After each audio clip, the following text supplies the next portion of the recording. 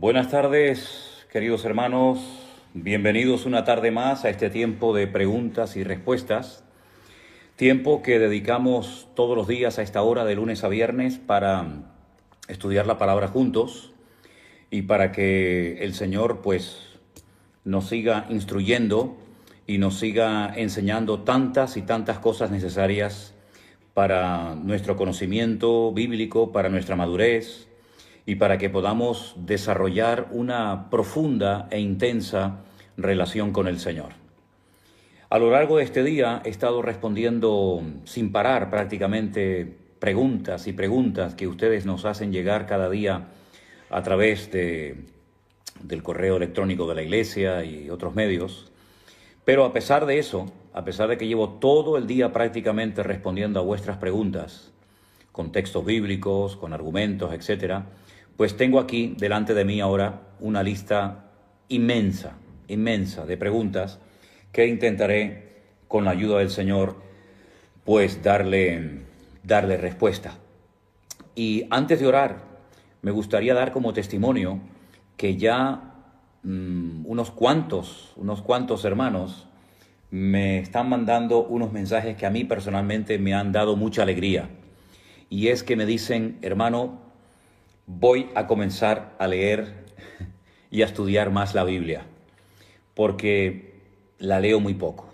Me resulta más fácil preguntar que investigar por mí mismo. Pero acepto el desafío, me decían algunos hermanos. Acepto el reto de comenzar a leer más la palabra del Señor, y cuando yo lea en la Biblia lo que seguramente la Biblia me va a responder, si hay alguna duda, le preguntaré. Y no es que esté diciendo o insinuando, Dios me libre, de que preguntar es malo. Todo lo contrario, preguntar es muy bueno. Preguntar es necesario. Yo les animo a que pregunten, pero también les animo a que lean la Biblia, a que busquen en la palabra de Dios las cosas que ustedes necesitan saber y que seguro las van a encontrar. Y cuando ustedes lean la Biblia, sobre todo los pasajes que yo a algunos por correo les pido que lean, si no los entienden, me vuelven a preguntar, pero sobre todo lo primero es buscar en el Señor, buscar en la palabra, buscar en la Biblia, y luego pregúntenme a mí todo lo que quieran. Pero no se acostumbren a preguntarme a mí todo y después van a la Biblia, o a lo mejor ni van. No, vamos a hacerlo al revés. Y me alegro mucho de que algunos ya lo estén haciendo. Primero la Biblia. Primero vayan a la palabra. Si no sabe dónde encontrar la respuesta, yo le diré. Yo le digo: mire, vaya a Mateo, vaya a Apocalipsis, vaya a Juan, vaya a Ezequiel. Yo le indicaré. Y usted va a leer el texto o los pasajes. Y luego después hablamos y luego vienen las preguntas. Pero primero la respuesta en la palabra del Señor. Bueno, ahora sí, vamos a orar y presentar este tiempo en oración al Señor y pedir su bendición, y que el tiempo que vamos a estar aquí, pues sea de bendición para todos ustedes, ¿de acuerdo? Padre Celestial, te damos muchas gracias por esta nueva oportunidad que nos das de poder estar juntos. Te rogamos, te pedimos de todo corazón que nos ilumines, que nos des sabiduría. Queremos aprender bien, correctamente las Sagradas Escrituras, y por eso pido que nos dirijas en este tiempo que vamos a conversar y a compartir cosas juntos. Nos ponemos en tus manos, y como siempre te daremos a ti toda la gloria y toda la honra, en el precioso nombre de Jesús. Amén y amén. Bueno, hermanos, alguien me preguntaba acerca de el talit. ¿Qué es el talit? Bueno, el talit es el manto de oración que siempre se ha utilizado en el pueblo de Israel. Yo les voy a mostrar dentro de un momento uno. Tengo varios, pero he traído uno para que ustedes lo puedan observar, para que ustedes lo puedan ver. El talit es un manto de oración cuyo valor numérico, repito otra vez, cuyo valor numérico, ya saben que lo he dicho en varias ocasiones, que en el idioma hebreo bíblico las letras tienen un valor numérico. Por lo tanto, se puede sacar el valor numérico de cada palabra de la Biblia. Bien, eso se llama gematría. El valor numérico de la palabra talit es 600, ¿sí? Pero luego el manto de oración o el talit tiene unos hilos y unos nudos. Y permítame que se lo muestre porque, como dice el refrán, una imagen vale más que 1000 palabras. Este es uno de los talit que yo tengo en casa y no sé si se verá bien aquí. Aquí tienen ustedes unos hilos, en los 4 extremos hay unos hilos, se llaman tzitzit, ¿vale? Tzitzit. Son 8 hilos y 5 nudos. No sé si se puede ver bien ahí en la imagen. Son 5 nudos, 1, 2, 3, 4 y 5, y 8 hilos. 8 y 5, 13.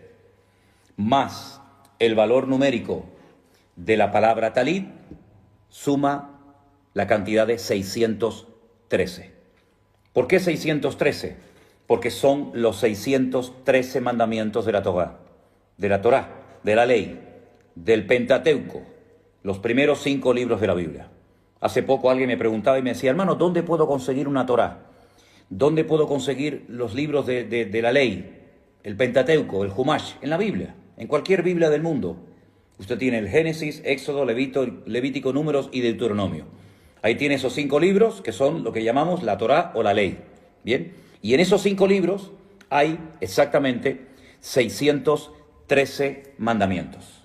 Y entonces, con el valor numérico de la palabra talit, más estos hilos y estos nudos, se recuerdan los 613 mandamientos de la Torá.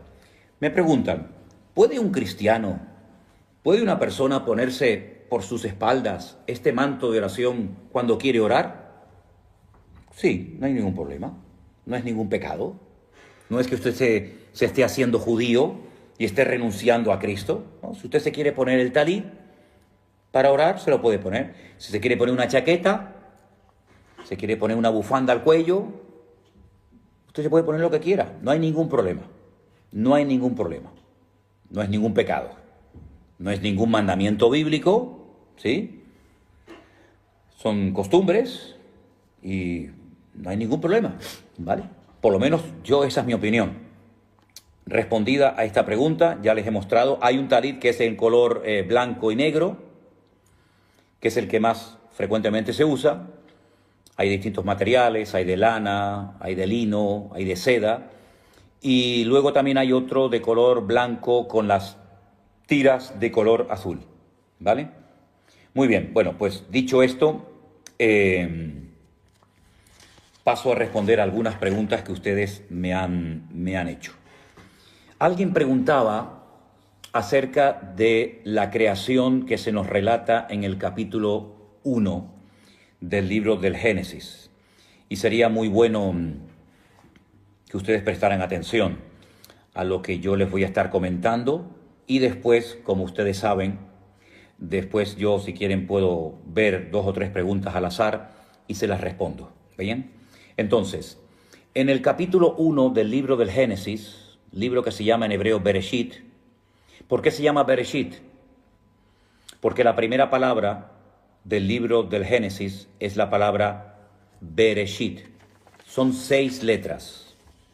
La letra Bet, la letra Resh, la letra Aleph, y a continuación la letra Shin, la letra Yod y la letra Tav. En total 6 letras. ¿Bien? La palabra Bereshit no lleva artículo. No es en el principio. Porque el único artículo que existe en hebreo no aparece en la primera palabra de la Biblia, en Génesis 1:1. El único artículo que existe en hebreo, que es ha, que sirve para género masculino, para género femenino, para el plural y en singular, no aparece en la primera palabra de la Biblia. Luego, la traducción de Génesis capítulo 1, versículo 1, por lo menos la primera palabra, más que una traducción literal de lo que ahí dice, es una adaptación a nuestro idioma. Alguien me preguntaba acerca de la Biblia del oso. Bueno, la Biblia del oso fue la primera, digamos, traducción completa de las Sagradas Escrituras, de los textos originales, al castellano. pero está escrita en castellano antiguo. Entonces, yo no le recomiendo a nadie que lea la Biblia del Oso, porque no es una Biblia práctica en el sentido de que ya no se habla así. Hay términos, hay palabras, hay expresiones que ya nosotros no hablamos así. Ni nosotros en España, ni ningún país de Latinoamérica utiliza la Biblia del Oso. Más bien le recomendaría, como algo práctico, que usted se haga, por ejemplo, con la versión Reina Valera del año 60. Y así, de esa manera, ustedes van a poder comprender mucho mejor el texto bíblico. ¿De acuerdo? Yo les recuerdo que mientras yo estoy hablando, no voy a responder a ninguna de las preguntas que ustedes están haciendo sobre la marcha. Es decir, que no se cansen en seguir escribiendo y escribiendo preguntas, porque no voy a responder a ninguna hasta que yo termine todo el material que he traído en esta tarde, ¿sí? Así que tengan paciencia, se lo pido por favor. Entonces, en Génesis capítulo 1, versículo 1, encontramos mucha información de lo que a continuación vamos a leer a partir del versículo 2. Podríamos estar meses, y no le exagero lo más mínimo, hermanos. Podríamos estar meses estudiando Génesis capítulo 1, versículo 1. Pero como ustedes comprenderán, no me voy a pegar yo aquí meses explicando palabra por palabra y casi letra por letra del texto hebreo, porque si no, nos harían falta 4 o 5 confinamientos más como este que estamos teniendo.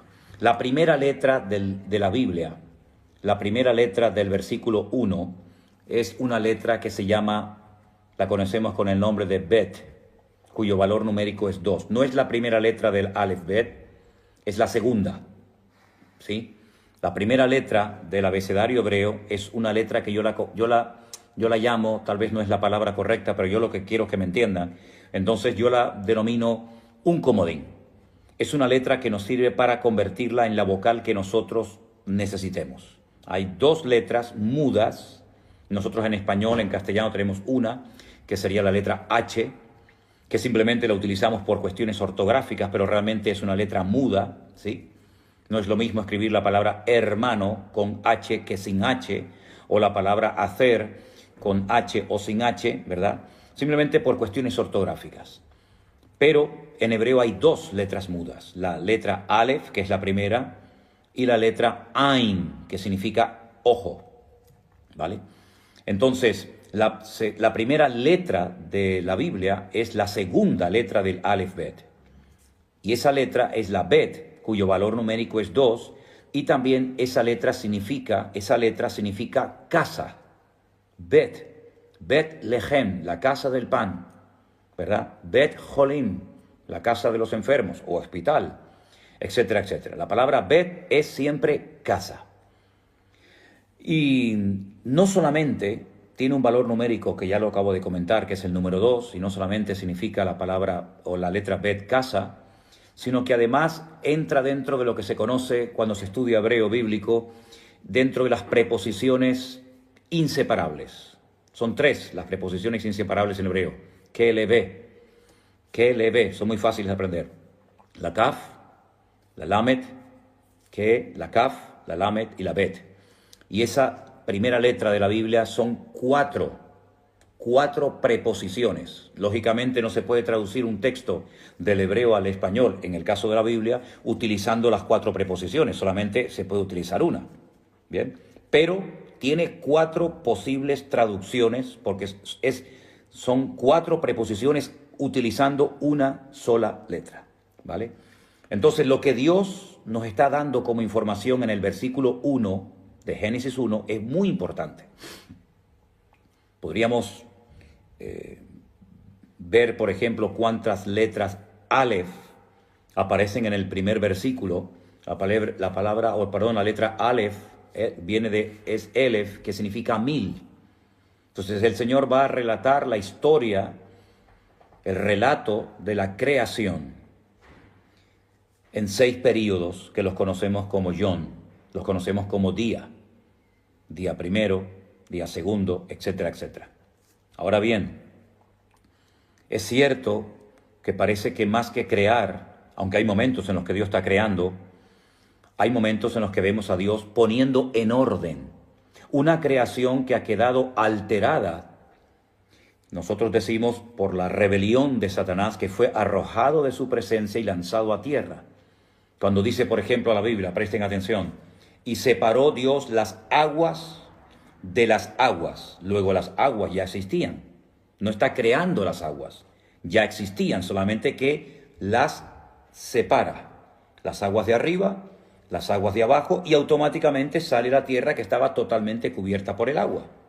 Entonces vemos que hay una creación y vemos que hay una puesta en orden de una creación que ha quedado alterada.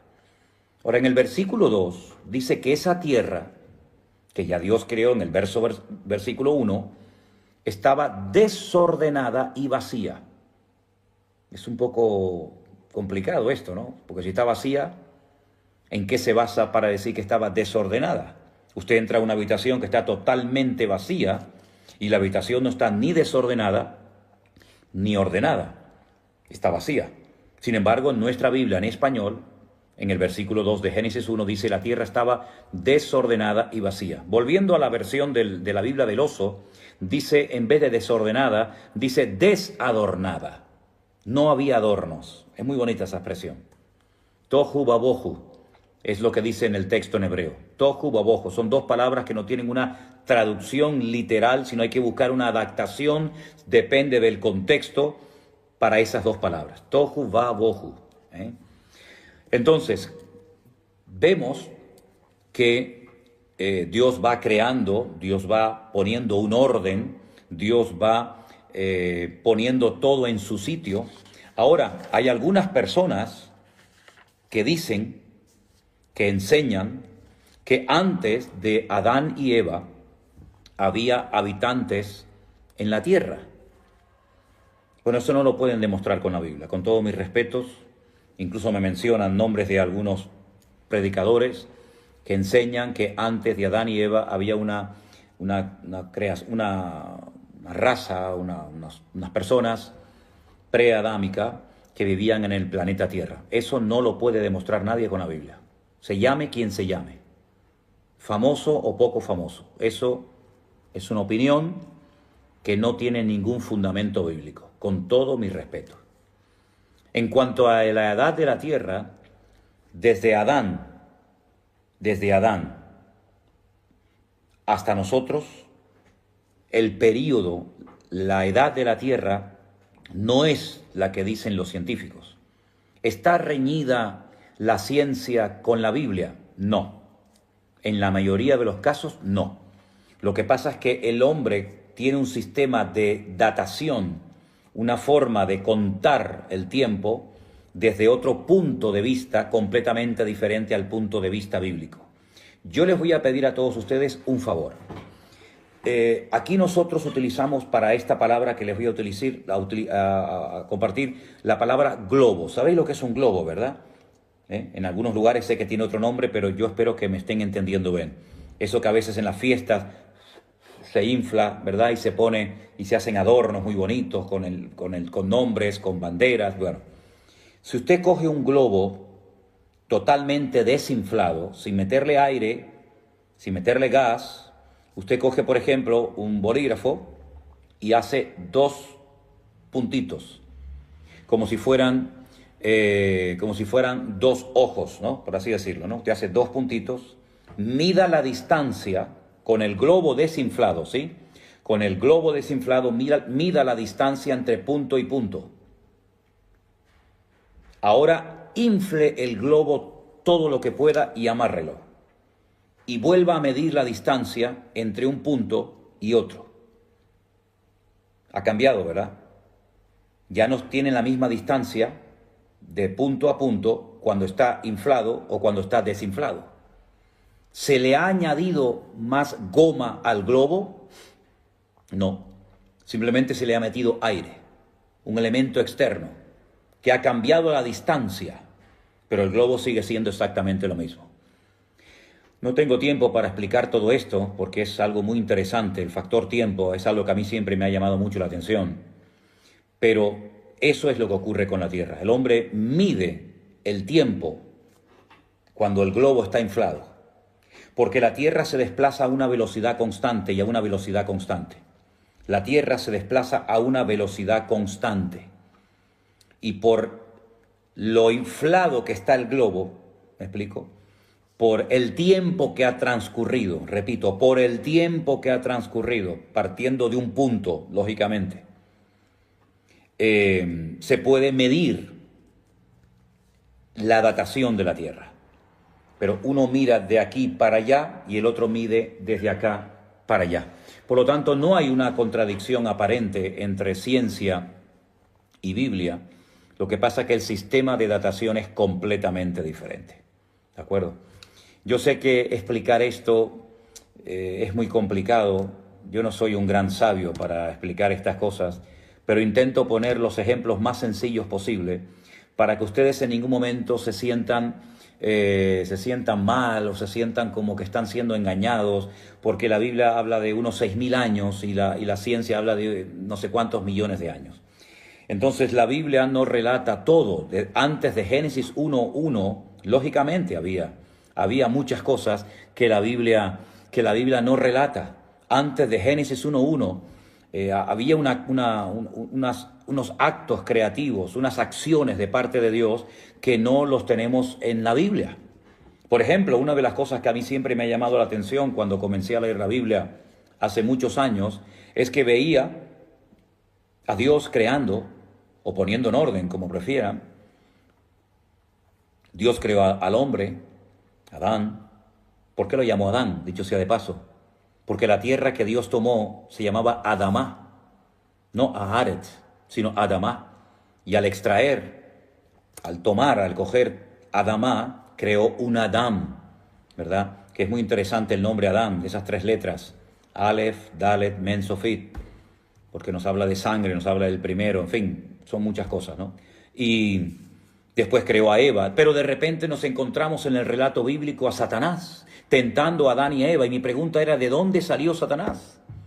Empezaba a leer de Génesis 1:1, seguía, y no veía el momento en el que Dios creó a este personaje, pero ya estaba. Más adelante, los profetas nos dicen, en el huerto de Dios estuviste, querubín, protector, ¿verdad? Entonces la Biblia no relata todo. La Biblia simplemente es un resumen de lo que a nosotros nos interesa y debemos de conocer y saber. Pero vuelvo a repetir, habitantes en la tierra antes de Adán y Eva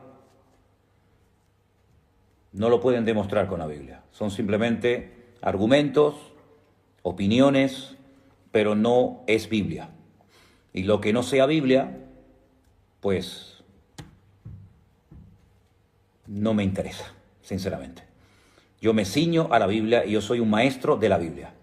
Y lo que enseña la Biblia y lo que predica la palabra del Señor, tengo la obligación de conocerlo, de escudriñarlo, de entenderlo y de compartirlo con todos ustedes. Pero si ya nos salimos de la Biblia, comenzamos allá a hablar de todo tipo, de que si los ovnis, que si los seres humanos antes de Adán y Eva, etcétera, etcétera. Y ya mi tiempo, sinceramente, no lo voy a perder en estas cuestiones, con todo mi respeto, ¿de acuerdo? Por otra parte,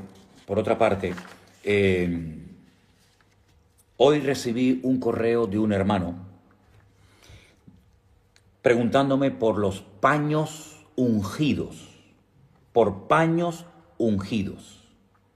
Ahora, voy a leerles 2 porciones en esta tarde, si me lo permiten. La primera se encuentra en Hebreos capítulo 5, a partir del versículo 11. Hebreos capítulo 5, versículo 11. Y dice así la palabra de Dios.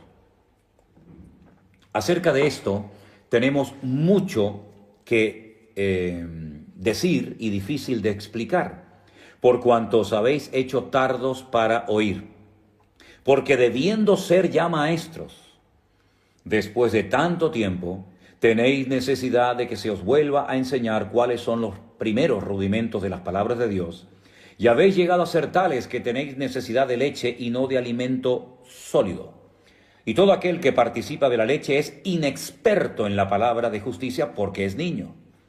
Pero el alimento sólido es para los que han alcanzado madurez, para los que por el uso tienen los sentidos ejercitados en el discernimiento del bien y del mal. Es decir, tiene que haber una evolución, un crecimiento, una madurez en la vida de todos y cada uno de nosotros. Muchos de ustedes ahora preguntan y preguntan y preguntan, y repito, está bien. Pero muchos de los que preguntan, yo espero que algún día seáis capaces también de responder a dudas y a preguntas de otras personas. Porque si bien es cierto que vamos a estar toda la vida aprendiendo, yo espero y confío que mucho de lo que estén aprendiendo seáis también después capaces de compartirlo con otras personas. Que no se quede toda esa información, que no se quede todo ese conocimiento en vuestros corazones, sino que ustedes seáis capaces de compartir la enseñanza recibida cada día. Ahora, referente al tema de los paños ungidos.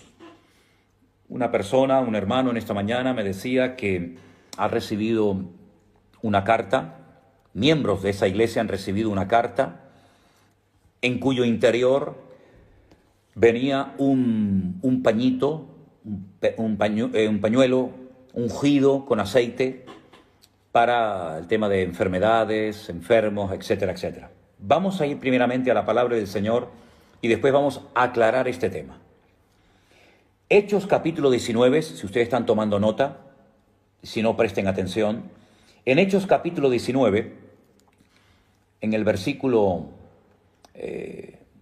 11, dice, y hacía Dios milagros extraordinarios por la vida de Pablo, de tal manera que aún se llevaban a los enfermos los paños o delantales de su cuerpo, y las enfermedades se iban de ellos, y los espíritus malos salían. Tremendo lo que hemos leído aquí, ¿eh? Milagros tremendos, milagros extraordinarios, Dios los hacía por medio de su siervo, del apóstol Pablo, de Saulo de Tarso. Dice, de tal manera, era un mover de Dios tan espectacular, tan poderoso, que paños y delantales de Pablo se los llevaban, aquí no dice nada que los ungían con aceite, ojo, no dice que ungieran esas prendas de Pablo en aceite, no dice eso, sino dice que se llevaban paños o delantales de su cuerpo y se los ponían a los enfermos y eran sanados y los espíritus malos salían. Bueno, lo que está bien claro es que la excepción no confirma la regla. Y aunque yo sé que es un poco delicado utilizar la palabra excepción, tengo que utilizarla en este caso. Porque esto no era una norma habitual en la vida de los apóstoles. Esto ni siquiera lo vemos en Cristo. A Cristo le tocaban y enfermos eran sanados. Pero no vemos esto como algo habitual, como una norma, como una práctica habitual de la iglesia primitiva, ni de ninguna iglesia en el Nuevo Testamento. Ahora bien, hay personas que oran sobre un paño, sobre un pañuelo, lo ungen con aceite, se lo llevan, se lo ponen sobre un enfermo que no puede asistir al culto, que no puede ir a la iglesia, creyendo que, digamos, ese acto, esa acción, vamos a decir, ese acto de fe, por utilizar un término, ¿sí? Puede llegar a sanar al enfermo. No el paño en sí mismo, por favor, sino el Señor. Bueno, yo quiero ser muy respetuoso con esto. Muy respetuoso con esto. Porque Dios puede utilizar lo que quiera y cuando quiera. Y a veces nuestra teología es tan cuadriculada. Y a veces tenemos el defecto que como pastores parece que ya lo sabemos todo. Y saben, hermanos, a veces no lo sabemos todo. A veces no lo sabemos todo. Tenemos todavía muchas cosas que aprender. Y yo no estoy fomentando el que se unjan con aceite, pañuelos o camisas o lo que sea y se los lleven a los enfermos. Yo no estoy fomentando nada. Yo intento dar una respuesta lo más coherente, lo más bíblica posible, diciendo que sí, es verdad que en la Biblia hay un ejemplo de un momento puntual en el ministerio, en la vida del apóstol Pablo, en la que esto se hizo, pero ya está, no saquemos las cosas de su contexto. En lo que no estoy de acuerdo es en estandarizar, ¿verdad?, en promocionar una práctica que no era normal, que no era habitual dentro de la iglesia primitiva. Podemos fomentar la oración comunitaria o la oración familiar o la oración particular, por supuesto, y la lectura de la Biblia y el cantar al Señor, sí, claro, pero el generalizar y el practicar algo como una norma, como una especie de rito. Quiero quiero ser muy delicado con mis palabras en esta tarde para que no se me tergiverse. No estoy totalmente de acuerdo, porque yo creo que no es necesario que a los miembros de una iglesia se le manden cartas con un pañito ungido en aceite en los tiempos en los que vivimos, sinceramente. No lo creo. Ahora, no quiero que nadie se ofenda, no quiero ir en contra de la costumbre de ninguna denominación, de ninguna iglesia.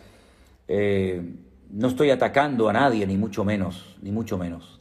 Simplemente estoy diciendo que por esa regla de 3, ¿se imaginan ustedes si David hubiera patentado la honda que utilizó para matar a Goliat? ¿Se imaginan ustedes si la quijada de burro que utilizó Sansón se patentara para expulsar demonios, por ejemplo? ¿Se imaginan ustedes que la vara de Moisés se hubiera traspasado de generación en generación?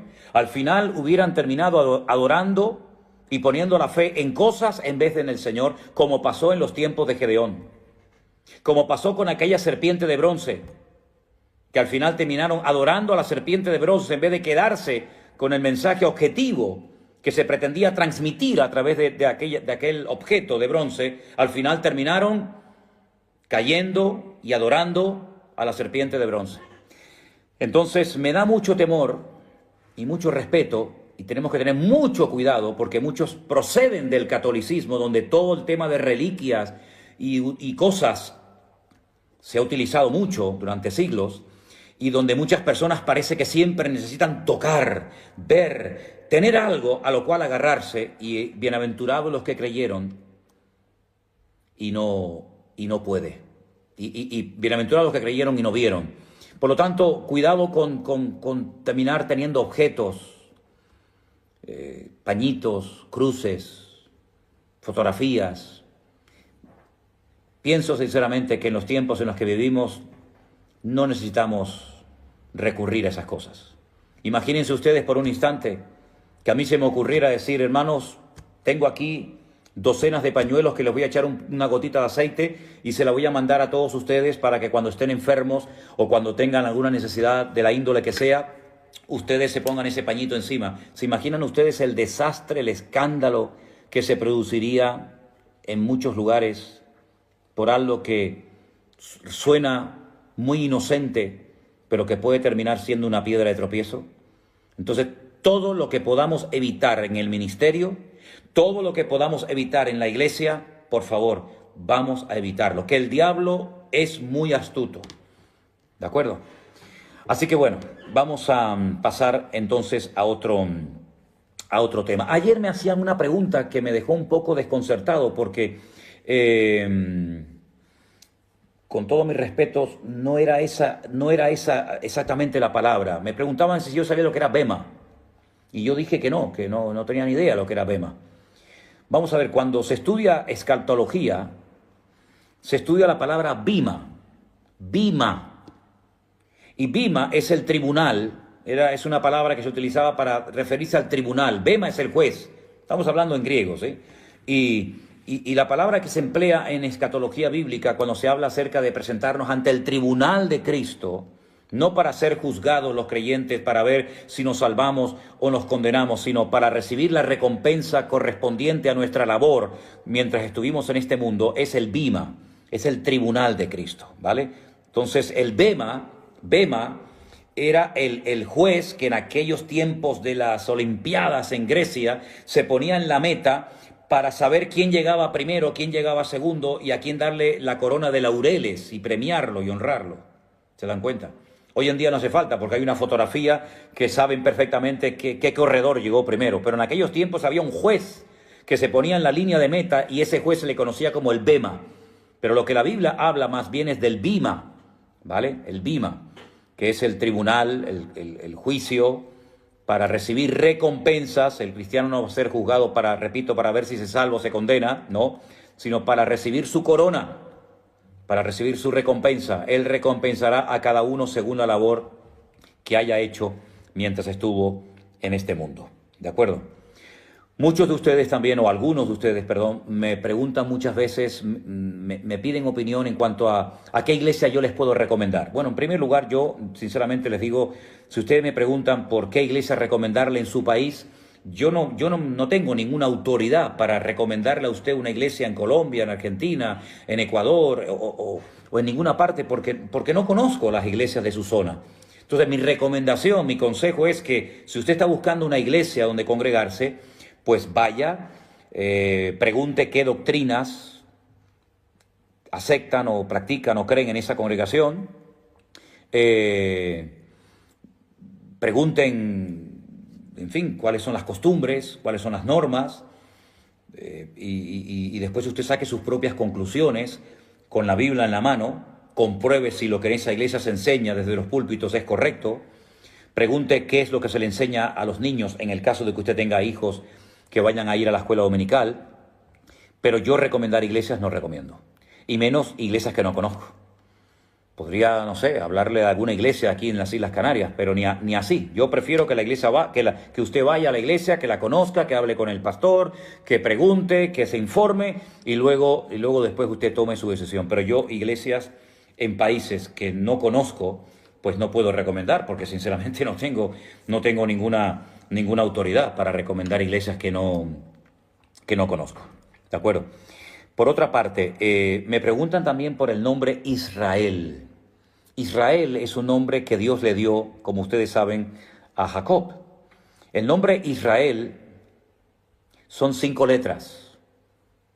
La letra Yod, la letra Shin, que en este caso hace sonido Sin, la letra Resh, la letra Aleph y la letra Lamed. Israel se lee de derecha a izquierda, ¿verdad? Es un nombre muy bonito porque con cada una de esas letras, con la Yod, con la Resh, con la Aleph, con la Aleph y con la Lamed, usted puede encontrar los nombres de los patriarcas y de las matriarcas, pero sin una pizarra, sin una cartulina, sin un papel.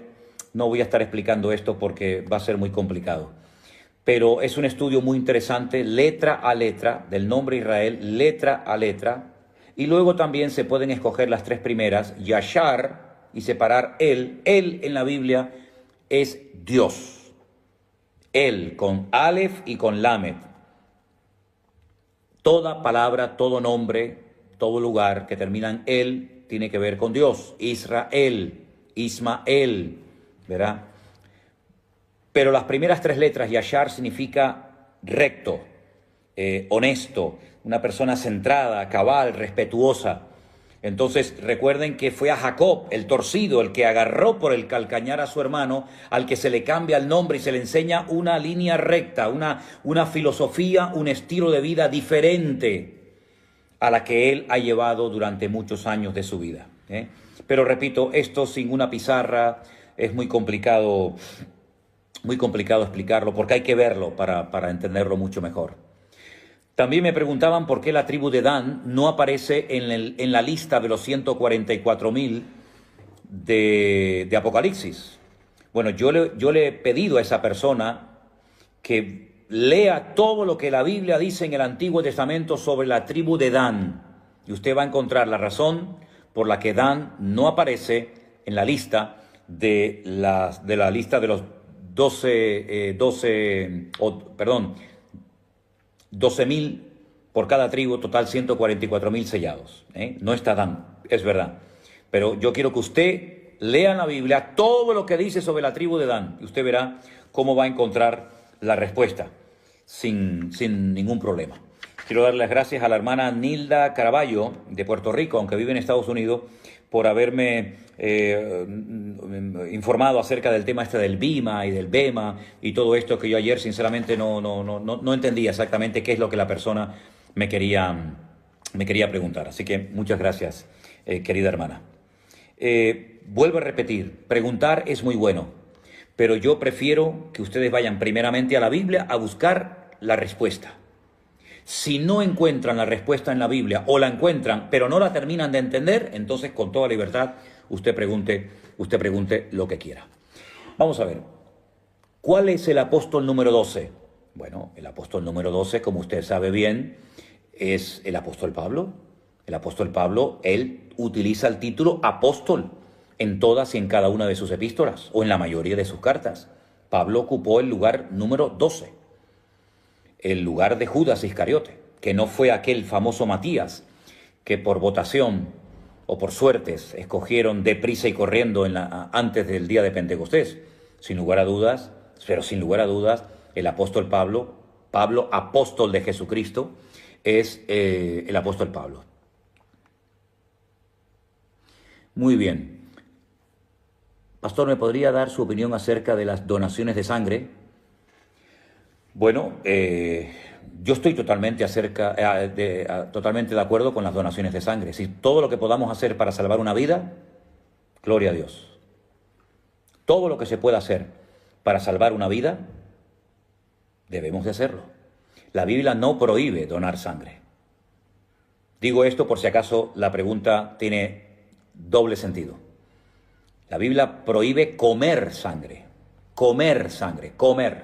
no donar sangre.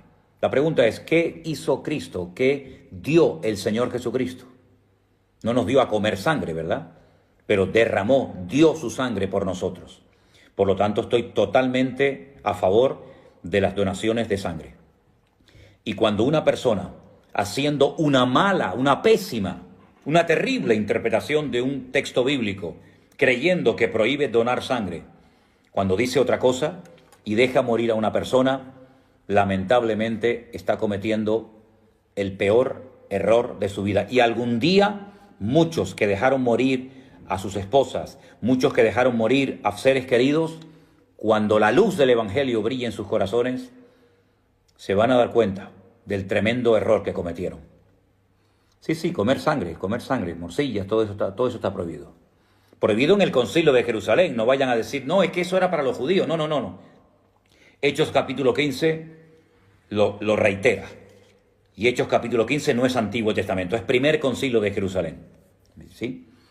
Bueno, la palabra INRI es, lo típico que se le pone encima de las cruces, ¿no? En las iglesias católicas, Jesús Nazareno, Rey de los Judíos. Jesús Nazareno, Rey de los Judíos. ¿Sí? Recuerden que era un cartel que estaba escrito en tres lenguas, griego, latín y hebreo, pero eso es lo que significa. ¿Por qué Moisés no pudo entrar en la tierra prometida? Bueno, desobedeció al Señor. Todo acto de desobediencia tiene que ser castigado. Moisés, en vez de hablarle a la roca cuando tenía que haberle hablado, le golpeó, dio un mal ejemplo, desobedeció. No se podía permitir a Moisés que desobedeciera y se le honrara y se le premiara con la tierra prometida. Por lo tanto, no entró en la tierra prometida porque desobedeció al Señor. ¿Por qué Jesús se le llama a sí mismo Hijo del Hombre? Porque en Jesús, permítame esta expresión, cohabitan la naturaleza humana y la naturaleza divina. Hijo de Hombre habla de su naturaleza totalmente humana, ¿vale? Por lo tanto, es un título que recibe el Señor Jesucristo en el Nuevo Testamento. ¿De acuerdo? Muy bien, hermanos, pues yo no sé si, hermano, uno puede confesar sus pecados a un pastor. ¿Para qué? La pregunta es ¿para qué? ¿Para qué le va usted a contar a un pastor sus pecados? Los pecados se le cuentan a Dios, no se le cuentan a los hombres. Los pecados se le cuentan única y exclusivamente a Dios. Si usted lo que quiere es desahogarse, además le voy a dar un consejo. no le esté contando su vida a todo el mundo, ¿eh? No le abra su corazón a todo el mundo. Sea muy prudente en esto, ¿eh? Porque eso se le puede después volver en su contra. Los pecados hay que confesarlos a Dios. Ahora, si usted ha cometido una falta contra un hermano y quiere pedirle perdón, pues está bien. Confesaos vuestras ofensas unos a otros, pero los pecados a Dios. Después, cuando usted se va de la iglesia o se rebela contra la iglesia o contra el pastor por el motivo que sea, todo eso que usted confesó y todo eso que usted dijo se le puede volver en su contra. Y no es la primera vez, ¿eh? No es la primera vez que pasa. Historiadores dicen que Herodes murió 4 años antes de Cristo y dejan entrever que... Bueno, es que hay varios Herodes en la Biblia, no hay uno solo. Hay 3 o 4 o 5 Herodes en el Nuevo Testamento. No es siempre el mismo, evidentemente, si no parece que Herodes nunca muere, ¿no? Exactamente, no contar la vida, no contar su vida a nadie. La vida se le cuenta a Dios. Si uno se bautiza en una doctrina falsa, tiene que volver a bautizarse. Bueno, por ejemplo, los que nos bautizamos en la Iglesia Católica nos tuvimos que volver a bautizar porque realmente no estábamos bautizados. Yo no sé en qué doctrina falsa usted se refiere, pero yo creo que el bautismo es una cosa muy seria y hay que hacer todo en la vida decentemente y con orden. Si usted, a la luz de las Escrituras, reconoce que el bautismo que usted hizo o le hicieron no era bíblico, pues no hay nada malo en volver a bautizarse. En la Biblia hay personas que se bautizaron 2 veces, ¿se acuerdan? Hay profetas y apóstoles en estos tiempos. Bueno, ya hemos hablado muchas veces de esto, ¿verdad? Y ya esta respuesta ya se ha dado en otras ocasiones, solamente cuestión de repasar un poquito los programas, ¿sí? Muy bien, pues si no hay más, me gustaría saber en cuanto a la donación de órganos. Sí, creo que lo dije el otro día, no sé si fue por internet o en un mensaje de correo. Estamos totalmente de acuerdo con la donación de órganos. España, sí, una de las cosas buenas que tenemos, no tenemos muchas, pero una de las cosas buenas que tenemos es que somos uno de los países número 1 en donación de órganos. Estoy totalmente de acuerdo con ellos. Imagínense que usted tuviera ahora mismo una hija, un padre, una madre, una esposa que se está muriendo y que necesita urgentemente un órgano. Seguramente los que están en contra orarían para que le llegara ese corazón, ese hígado, ese pulmón o lo que sea, ¿verdad? No tengo nada en contra de la donación de órganos, más bien creo que es un acto de amor espectacular. ¿De qué generación somos nosotros? Yo del 61. Yo soy de la generación del 61. La generación le dice que son cada 40 años. Pastor, respóndame. Pregúnteme otra vez, Alexa, porque no le leí, discúlpeme. ¿Usted es católico, apostólico y romano? No. No, yo creo que es evidente, ¿no? Yo creo que es muy evidente que yo no soy un católico, apostólico y romano. Yo creo que, está claro, ¿no? Que no lo soy. Estamos en los tiempos del libro de Daniel, en los pies de la estatua de oro y de bronce. Estamos en los últimos tiempos, hermano. No sé si estamos en el dedo gordo, en el dedo meñique, en el barro. Estamos en los últimos tiempos, ¿sabe? Estamos en los últimos tiempos. No le quepa a usted la menor duda. Ya la cabeza de la estatua pasó, el pecho y los brazos también, el vientre y los muslos. En fin, estamos en los últimos tiempos y esos 10 dedos, esas 10 naciones que se levantarán, que apoyarán al anticristo, sin lugar a dudas, estamos en esos tiempos. ¿Cuál es la doctrina correcta de ponerse falda o pantalón? Falda o pantalón no es doctrina. No mezclemos. Las doctrinas son una cosa y las normas de la forma de vestirse es otra cosa. No hagamos una doctrina que no existe. No existe la doctrina de la falda y del pantalón. No existe. ¿Dónde está la doctrina de la falda y del pantalón en la Biblia? Definamos qué es doctrina. Entonces, por favor, no tiene nada que ver que si la mujer se puede poner pantalón, se puede poner falda, se puede poner... Si queremos ir a lo bíblico, el domingo, por favor, todos los varones tienen que venir con túnica y sandalias, porque esa era la forma como se vestían los hombres en la Biblia. ¿Usted se imagina a Cristo, a Pablo, predicando con chaqueta y corbata? Cristo nunca usó corbata. ¿Por qué dicen algunos que hay que ponerse corbata para predicar si Cristo nunca la usó? Entonces, si queremos ir a lo bíblico, el domingo todos los varones de la iglesia con sandalias y con túnica. Entonces, no hagamos una doctrina de lo que no es una doctrina. La doctrina es una cosa mucho más seria que cuestionar a una persona por si usa un pantalón o si usa una falda.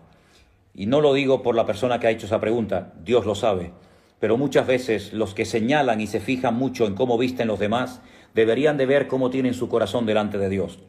Porque muchas veces los que más cuestionan y los que más critican a los demás, muchas veces son los que más calladitos deberían de estar. ¿Sí? Ojalá vinieran, quiera Dios, que vinieran miles de mujeres de esta ciudad al culto en pantalones. Prefiero a miles y a miles de mujeres en pantalones viniendo a adorar y alabar a Dios que a millones de mujeres con falda fuera de los caminos del Señor. Así que nosotros no entramos en ese juego. No medimos el tamaño del pelo de la gente para ver qué nivel de santidad tiene. A mí no me corresponde eso. Siempre y cuando no haya indecencia ni provocación por parte de una mujer ni de un hombre. Cuidado, porque también hay hombres, siempre censuran a la mujer, pero también hay hombres que también están provocando, y se le van los ojos a todas partes. Pobrecitas las hermanas, pobrecitas las mujeres, siempre son ellas las que pagan, siempre están en el punto de mira de los hombres, ¿no? Pero hay muchos hombres, hay muchísimos hombres que han hecho muchísimo daño a mujeres, que han humillado a mujeres dentro de las congregaciones y muy pocas veces se habla de ellos, la hermana que me dice, please, respóndeme, como esto pasa tan rápido y tengo la pantalla de mi teléfono que es muy pequeñita, pues yo intentaré, hermana, no se preocupe, después cuando termine este tiempo, buscar cuál era su pregunta y responderle. No se preocupe, hermana, es que no sé lo que usted me estaba preguntando, disculpe. Y terminamos. Los nuevos fariseos. Bueno, pastor, ¿quiénes eran los que resucitaron con Cristo? No lo sé, hermano. Esa pregunta, ¿saben que me la han hecho mucho últimamente? Mucho. Hermanos, ¿quiénes eran las personas que resucitaron, que se aparecieron en la ciudad? No lo sé, hermano, no lo sé, porque si la Biblia no lo dice, ¿cómo lo voy a saber yo? No lo sé, no tengo ni idea. Si no había otros habitantes en la tierra con quienes se casaron los hijos de Adán y Eva. Pero vamos a ver, es que Adán y Eva no solamente tuvieron 3 hijos, Adán y Eva tuvieron muchísimos hijos. Y lo que usted lee en 10 minutos, hay mucho tiempo entre el nacimiento de un hijo y de otro, ¿vale? Habían mujeres, habían hermanas, por supuesto. El anticristo será del ámbito político-religioso, político. El anticristo es fundamentalmente un personaje que se moverá en el mundo de la política y como la inmensa mayoría de los políticos, pues causará más quebraderos de cabeza que otra cosa. Y el falso profeta es el que se encarga fundamentalmente de todos los aspectos relacionados con lo religioso. ¿Por qué Dios creó al hombre y pobló la tierra? Bueno, pues porque fue uno de los primeros mandamientos que Dios le dio al hombre. Creced y multiplicaos. Me indica un vídeo de estudio sobre ¿sobre qué? Sobre los diezmos. No, yo no le voy a indicar un vídeo sobre los diezmos, yo le voy a decir que vaya a la Biblia. El mejor vídeo sobre los diezmos y las ofrendas, mire, este es. Ahí está el mejor vídeo, la mejor información sobre diezmo y ofrenda. Vaya a la Biblia, no hace falta que vea vídeos, hermano, vaya a la Biblia. Ahí encontrará la respuesta. ¿Qué es el silicio? Cuando una persona se quería humillar, se echaba silicio, se echaba ceniza, polvo, tierra sobre su cabeza. Era una forma de humillarse delante de Dios. También se suele utilizar en los países hoy en día de Medio Oriente, cuando están de luto. Habla de un joven discípulo. Sí, tendría que leerlo, hermano. Pastor, soy nueva en esta página. Por favor, explíqueme Juan 22. ¿Cómo no, hermano? Juan 22. Entonces corrió y fue a Simón Pedro y al otro discípulo, aquel al que amaba Jesús, y le dijo, se han llevado del sepulcro al Señor y no sabemos dónde le han puesto. Bueno, si usted lee el versículo anterior, el 1, dice que fue María Magdalena la que fue al sepulcro, siendo aún oscuro, vio quitaba la piedra del sepulcro, entonces ella corrió y fue a Simón Pedro y al otro discípulo, es decir, a Juan, y fue la que dio la buena nueva de que el Señor Jesucristo había resucitado. Eso es lo que significa, hermana. ¿Será el falso profeta el Papa? ¿Cuál? Este ya es. Este no es que será, este ya es. Saludos, pastor. Dios le bendiga desde Japón. ¡Wow! Kanashiro. Kanashiro Enrique. Dios le bendiga, hermano, desde Japón. ¡Qué tremendo! ¡Qué tremendo! Desde Japón. Madre mía, qué lejos. ¿Cómo complemento a las Sagradas Escrituras? ¿Cuál me recomienda? Henry, bueno, es que el comentario Barclay es un comentario única y exclusivamente del Nuevo Testamento. Y el comentario Matthew Henry es de toda la Biblia. Yo no sé, discúlpenme, si Barclay tiene también comentario del Antiguo Testamento. No lo sé. Yo el que enseñé ayer es un comentario Barclay del Nuevo Testamento, de Mateo a Apocalipsis. Y el libro de Matthew Henry, el comentario, es de toda la Biblia, de Génesis a Apocalipsis. Yo le recomiendo los dos. Si usted puede comprarse los dos, o cómprese ahora uno y un poquito más adelante el otro, yo le recomendaría que usted tuviera los dos. Sí, parece una contradicción, ¿verdad? Parece una contradicción. Cuando hay una cantidad mayor y otra inferior, quédese siempre con la mayor. Si no, es que había 2 endemoniados gadarenos y en el otro dice 1. Quédese siempre con la cifra más alta, ¿sí? Siempre me pregunté sobre la donación de órganos. Escuché algo de lo que dijo. Es un tema importante. Sí, claro, es un tema muy importante. Y algo muy personal. Eso es algo muy personal.